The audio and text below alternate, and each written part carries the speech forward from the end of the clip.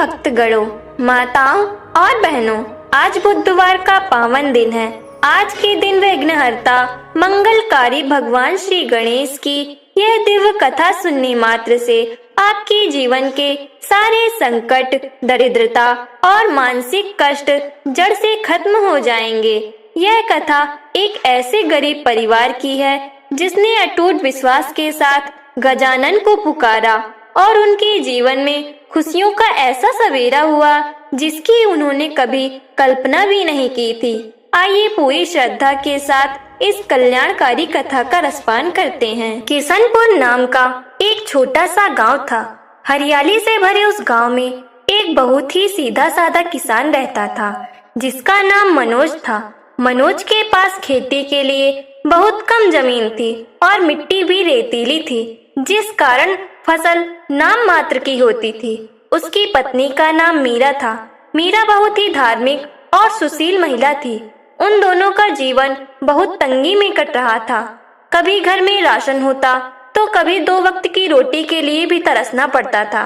मनोज सुबह से शाम तक खेत में पसीना बहाता, लेकिन किस्मत जैसे उससे रूठी हुई थी। कभी सूखा पड़ जाता तो कभी आवारा पशु उसकी मेहनत को चर जाते। मीरा घर का काम निपटाकर पड़ोसियों के कपड़े सिलती ताकि घर में कुछ पैसे आ सके। दुख के इन बादलों ने उनके घर को चारों तरफ से घेर रखा था, लेकिन कहते हैं ना कि जिसके सिर पर गणेश का हाथ उसे डरने की क्या बात। मीरा हर सुबह उठकर मिट्टी के बने एक छोटे से गणेश जी के सामने हाथ जोड़कर प्रार्थना करती थी, हे प्रभु, हमारे दिन कभी फिरेंगे। एक बार की बात है, गांव में बहुत तेज बारिश हुई। मनोज का कच्चा मकान टपकने लगा। घर में रखा थोड़ा बहुत अनाज भी भीग गया। मनोज सिर पर हाथ रखकर बैठ गया और सिसक सिसक कर रोने लगा। उसने मीरा से कहा, मीरा, लगता है हमारी किस्मत में सिर्फ दुख ही लिखे हैं। अब तो बच्चों को खिलाने के लिए एक मुट्ठी दाना भी नहीं बचा। मीरा की आंखों में भी आंसू थे, लेकिन उसने खुद को संभाला और मनोज को ढांढस बंधाते हुए कहा, स्वामी, आप हिम्मत मत हारिए। जो सबको देता है वो हमें भी देगा। कल बुधवार है, हम विघ्नहर्ता गणेश जी का व्रत रखेंगे और उनसे ही अपनी झोली भरेंगे। उस रात दोनों भूखे पेट ही सो गए, लेकिन उनके मन में एक विश्वास था कि कल का सूरज कुछ नया लेकर आएगा। वो कहते हैं ना मित्रों, गणेश जी की महिमा अपार, जो ध्यावे उसका बेड़ा पार।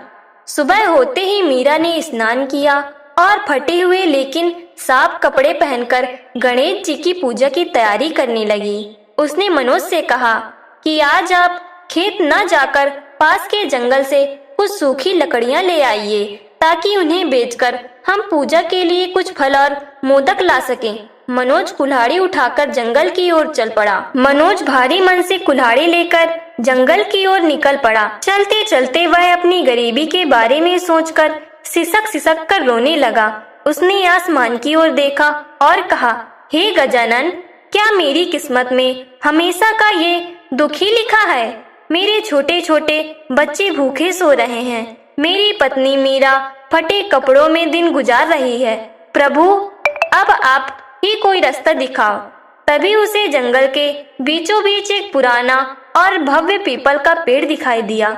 उस पेड़ के नीचे एक बहुत ही प्राचीन और धूल से ढकी हुई श्री गणेश की प्रतिमा थी। प्रिय भक्तगणों, माताओं और बहनों, अगर आपको यह कल्याणकारी कथा अच्छी लग रही है तो इस वीडियो को एक लाइक जरूर करें और हमारे भक्ति मार्ग से जुड़ने के लिए आपके अपने प्रिय चैनल शीतल साधना को अभी सब्सक्राइब करें। बप्पा आपकी हर मनोकामना पूर्ण करेंगे। मनोज ने जब उस प्रतिमा को देखा तो उसके मन में अचानक एक असीम शांति छा गई। उसने अपनी फटी हुई चादर से उस धूल को साफ किया और पास की नदी से जल लाकर प्रतिमा को स्नान कराया। उसके पास चढ़ाने के लिए कुछ नहीं था, तो उसने जंगली फूल तोड़कर बप्पा के चरणों में अर्पित कर दिए। उसने वहीं बैठकर सच्चे मन से प्रार्थना की। तभी उसे झाड़ियों के पीछे कुछ चमकता हुआ दिखाई दिया। जब वह पास गया तो वहाँ एक पुरानी छोटी सी हांडी दबी हुई थी। मनोज ने डरते डरते उस हांडी को बाहर निकाला। जैसे ही उसने उसका ढक्कन हटाया, उसकी आंखें फटी की फटी रह गईं।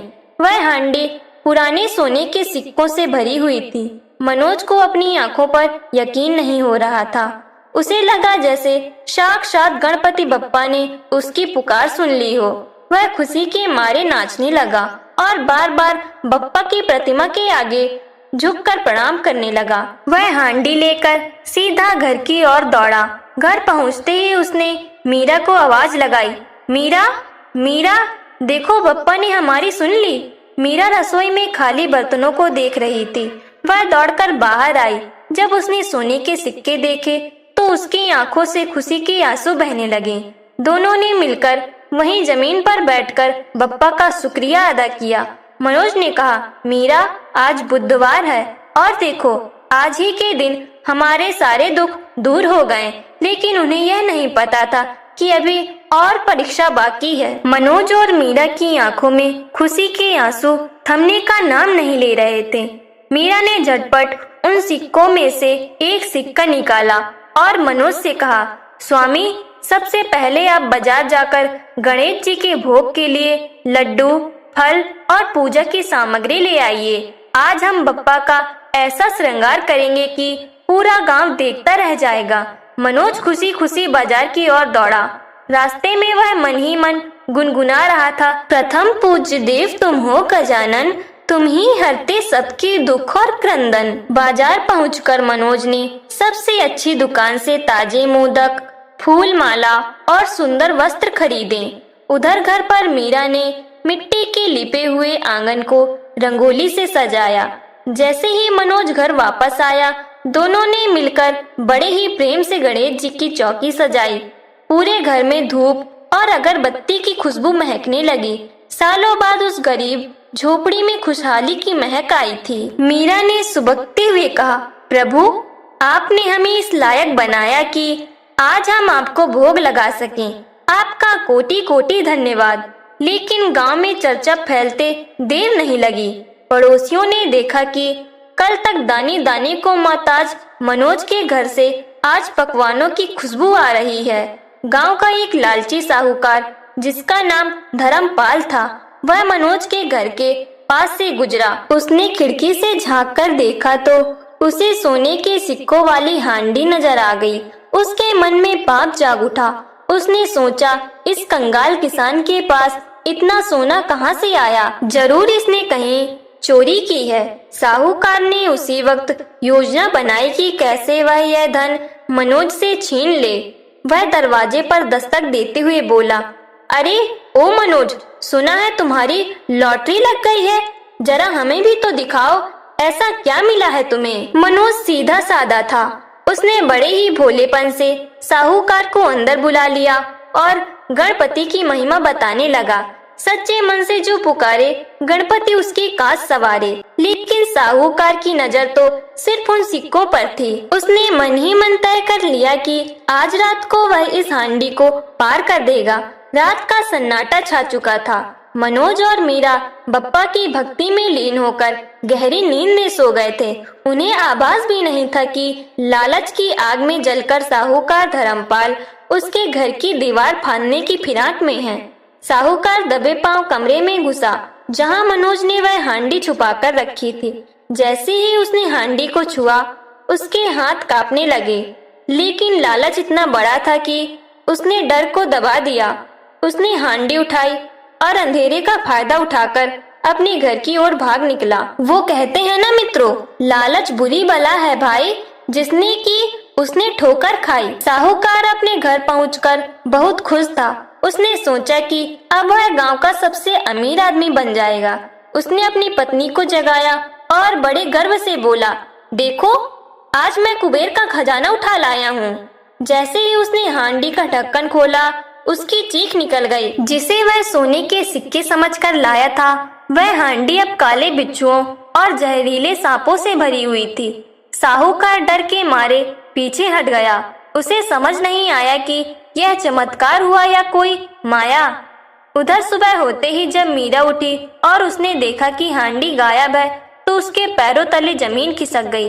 वह जोर जोर से रोने लगी, स्वामी उठिए, अनर्थ हो गया, हमारी खुशियों को किसी की नजर लग गई। मनोज भी हड़बड़ा कर उठा।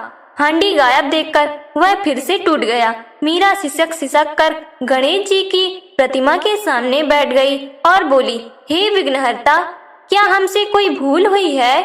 क्या आप हमें फिर से उसी गरीबी के दलदल में छोड़ देंगे? मित्रों, किसी ने सही ही कहा है, भक्त की जब डगमगाए नैया तब गणेश बनते हैं खिवैया।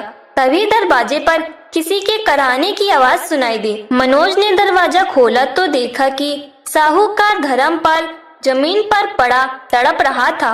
उसका पूरा शरीर नीला पड़ा जा रहा था। उसके पीछे पीछे उसकी पत्नी रोती हुई आई और मनोज के पैरों में गिर पड़ी। उसने गिड़गिड़ाते हुए कहा, मनोज भाई, हमें क्षमा कर दो।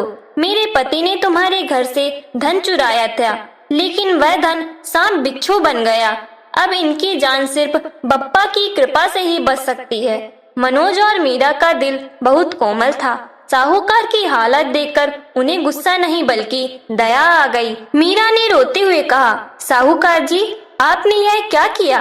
बप्पा का आशीर्वाद तो सबको मिलता है, लेकिन आपने उसे लालच से छीनना चाहा। मनोज ने तुरंत उस हांडी की ओर देखा जो साहूकार का नौकर पीछे लेकर आया था। अद्भुत चमत्कार हुआ था। जैसे ही वह हांडी वापस मनोज के आंगन में आई, उसके अंदर के सांप और बिच्छू फिर से सोने के चमकते सिक्कों में बदल गए। जाको राखे साइयां, मार सके न कोई। साहूकार का शरीर जो जहर से नीला पड़ रहा था, वह धीरे धीरे सामान्य होने लगा। बप्पा की प्रतिमा से आती एक दिव्य रोशनी ने जैसे उसे नया जीवन दान दे दिया हो। साहूकार हाथ जोड़कर खड़ा हो गया और सिसकते हुए बोला, मुझे माफ कर दो मनोज, मुझे माफ कर दो मीरा बहन।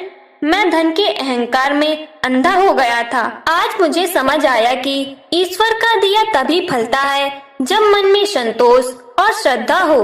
साहूकार ने पश्चाताप के रूप में अपनी जमीन का एक बड़ा हिस्सा मनोज के नाम करने का फैसला किया। प्रिय भक्तगणों, माताओं और बहनों, यही है गजानन की महिमा।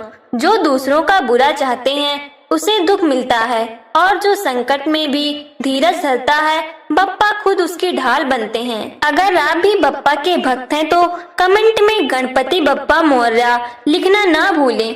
अब किशनपुर गांव में मनोज और मीरा की किस्मत पूरी तरह बदल चुकी थी। उन्होंने सबसे पहले उस धन से गांव में गणेश जी का एक सुंदर मंदिर बनवाया। मनोज अब सिर्फ एक गरीब किसान नहीं था, बल्कि वह गांव का सबसे सम्मानित व्यक्ति बन गया था। लेकिन इतनी धन दौलत आने के बाद भी मनोज और मीरा के स्वभाव में रत्ती भर भी घमंड नहीं आया। वे आज भी वैसे ही सादगी से रहते थे और हर बुधवार को पूरे गांव के लिए भंडारा करते थे। भक्ति में ही शक्ति है और शक्ति में ही मुक्ति है।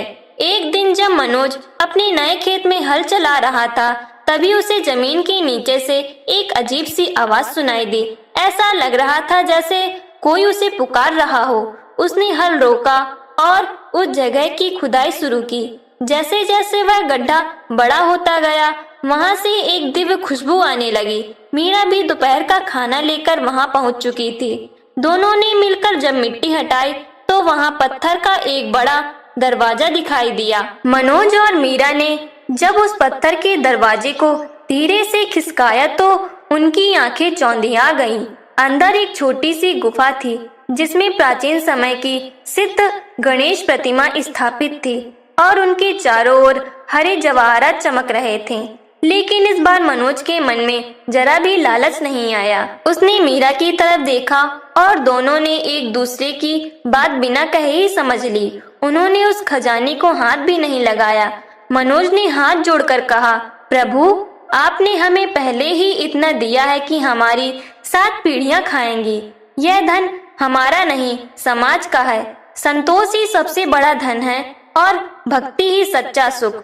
उन्होंने उस खजाने से गांव में एक बड़ा अस्पताल और पाठशाला बनवाई ताकि किशनपुर का कोई भी बच्चा अनपढ़ ना रहे और कोई बीमार इलाज के बिना ना मरे। मनोज और मीरा की व्याख्याति दूर दूर तक फैल गई। लोग कहने लगे कि अगर भक्त मीरा और मनोज जैसा हो तो भगवान को खुद चलकर आना पड़ता है। समय बीतता गया। मनोज और मीरा बूढ़े हो गए, लेकिन उनकी भक्ति कभी कम नहीं हुई।